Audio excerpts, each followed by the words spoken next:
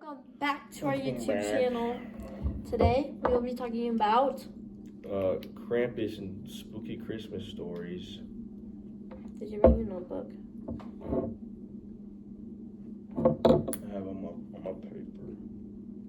Yeah. Yeah. Let me get it out. Because we need to read the origins. Alright.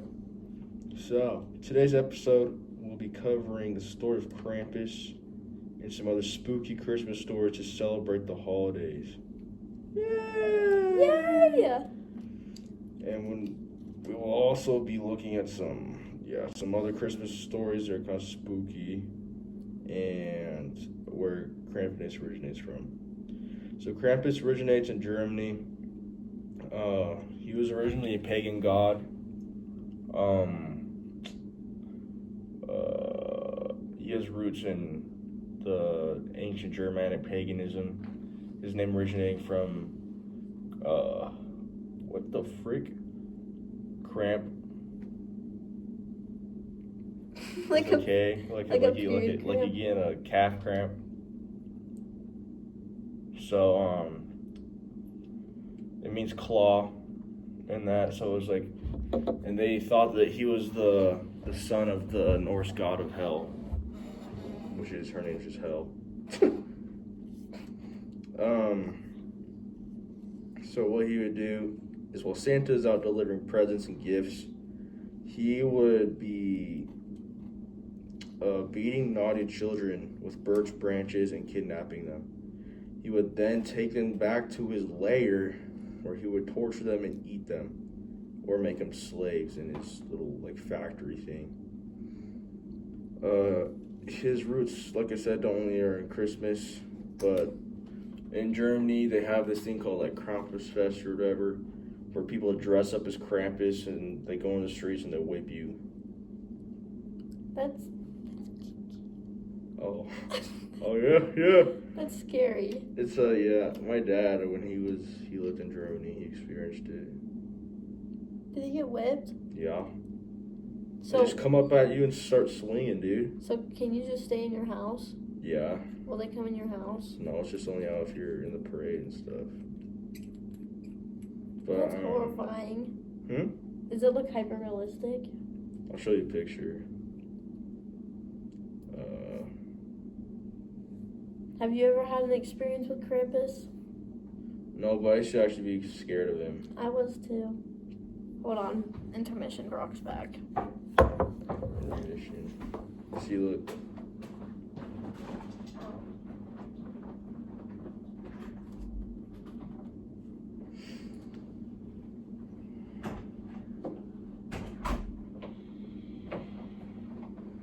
me. I'm dressed up as Krampus and go out and whip you and stuff. Ew. I don't like that. Okay, don't make it sound rude. But yeah. I remember in 4th grade, I had this friend who was obsessed with horror. She'd tell me a bunch of horror stories. She told me about Krampus, how her sister, quote unquote, I think she said this stuff to scare me, but she told me that her sister saw Krampus and tried to kidnap her through her window. Wow. Dude, that's so And I was so scared. But I was in 4th grade. I was what? 8? Yeah, it's I used to be scared of him, and my elf on the shelf, he brought, it was just my parents that bought some cologne and took the logo off, and they called it Bad Dream Go Away spray. Aww. It's a placebo effect, where they'd spray it in the air and I wouldn't have bad dreams. Did it work? Yeah, because I thought I wouldn't have bad dreams, so I convinced myself that I wouldn't have bad dreams. Wait, that's so sweet, actually.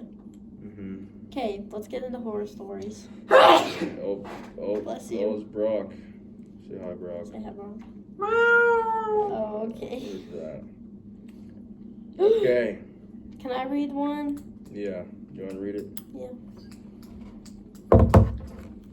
Hold on, this is stressing me out.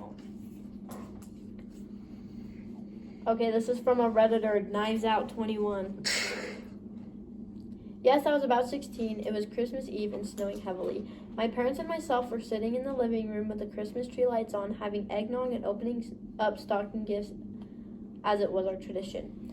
We suddenly heard the door knocker banging really loud 3 times. We see no one, but out the window... Hold on, go back. We suddenly heard the door knocker banging really loudly 3 times.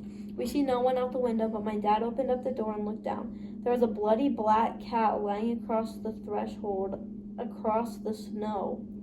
What was effed up was there was no human footprints in the snow, no tire tracks, and logistically, there was nowhere and no way that we would have not seen anyone if they'd put the cat there.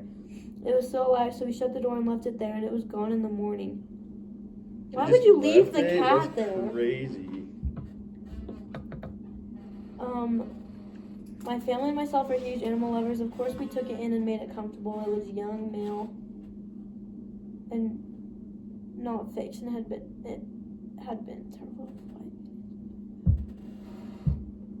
The weird thing, aside from knocking and no footprints in the snow, was my mom gave it to a friend of ours that lived down the street. About 4 or 5 months later, the cat, now happily part of the family, woke them all up by howling and screaming, just freaking the F out. It turns out that an electrical fire had started in the garage and one of the cars was also on fire. They all woke up, everyone was okay, and the car didn't blow up, but only the garage was damaged. But they were very lucky in general, but especially because there was all kinds of flammable stuff in the garage. Initially, they called him something stupid like Shadow, but they renamed him Clark after Superman, LOL. Shadow. It's the stupidest cat name. I know. It's not as bad as Oreo, dude. Oreo, yeah, that's true. That was a good... Oh, here's another long one. It was Christmas Eve and I was 14. We had a lot of snow, but I wanted to ride my horse, so I went to the stables and saddled him up. I always tied him to my parents' porch when I rode up to the house. The stables were about a mile away, but I used to walk up and back. I was getting ready to take him back when one of my friends came walking up, and I gave her a ride to her house. On my way back, my horse wanted to run, so I let him. We came upon my friend's sister, and I was going to give her a ride home, but my horse wouldn't stop. I laughed and said sorry and figured he'd stop when we got to the house, but he didn't. He went straight down the driveway and out to the road. I started to get scared, so I was pulling on the rein pretty hard to the point I was standing using all my strength. He didn't even slow down. I could see cars going through the crossroads. He was galloping full bore with no intention of stopping. That one's stupid. It's literally just his horse going crazy. Oh.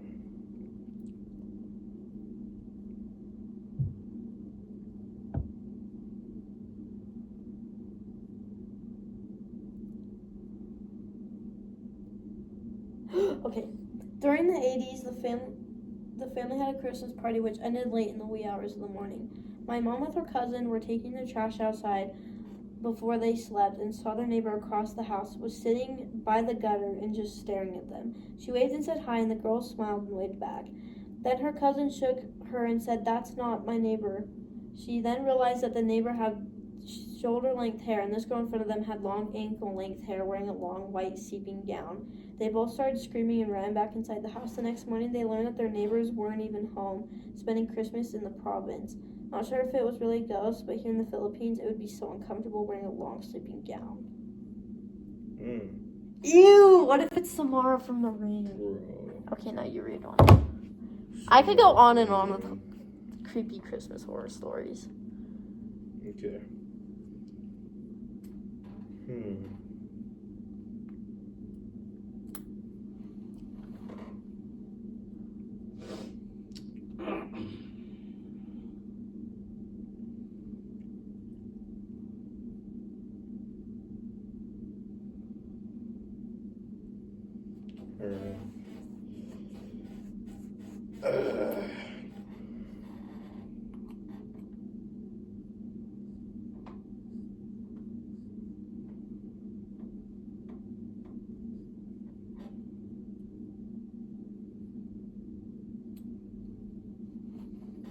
What if I just threw this at you?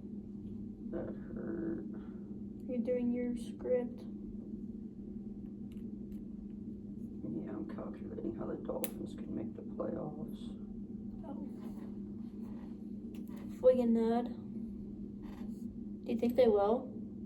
It depends. They're 6 and 7 right now. They only need 4 more wins. Well, they had to win out. How many more weeks are there until the playoffs? I can't find any more stories. That are good? Yeah, I'm just kind of done. That's okay. Alright, well, thank you for watching our episode, guys. Make sure Catch to you tune in later. for next week. Okay, toodaloo.